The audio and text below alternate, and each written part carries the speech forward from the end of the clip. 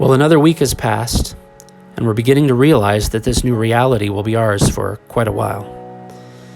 Perhaps we're getting tired of already washing our hands, conversations across the street, and worrying about toilet paper. We're used to getting together. Messy church, swag, rise, yaw, wings, Sunday worship, band practice, timbrels, trunk or treat, brass class, community barbecues, potlucks, unfinished projects, our Christmas kettle campaign, rally day, and our Easter celebrations. All these images reminds us of perhaps what we've taken for granted. But we accept this new lifestyle. We know it's only temporary. As difficult it is to practice social distancing, it protects those whom we love, and it protects those in our community who are most vulnerable.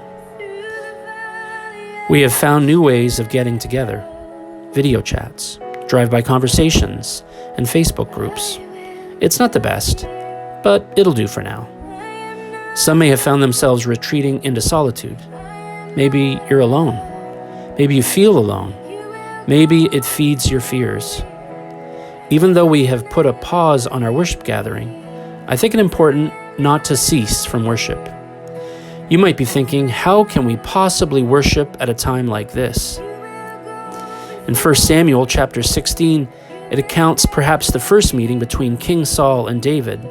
The text reads, "Now the Spirit of the Lord had departed from Saul, and an evil spirit from the Lord tormented him." Yes, that's what the text says, an evil spirit from the Lord.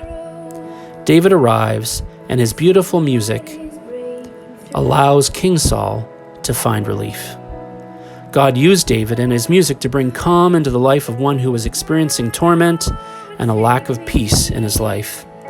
God allowed the torment, and God supplied the relief. How can we possibly worship at a time like this? Well, do you still trust God and His love for you? Do you believe in a faithful God?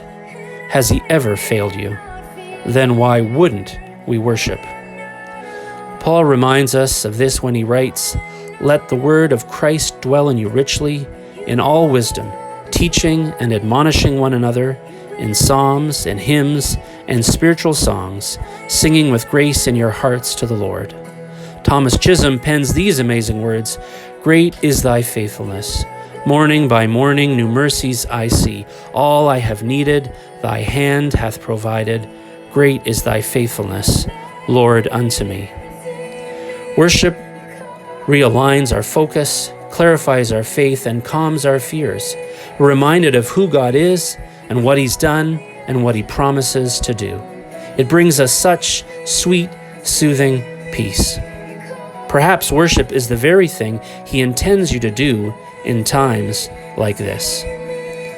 David's words in Psalm 32, verse 7 reminds us, "You are my hiding place. You will protect me from trouble and surround me with songs of deliverance."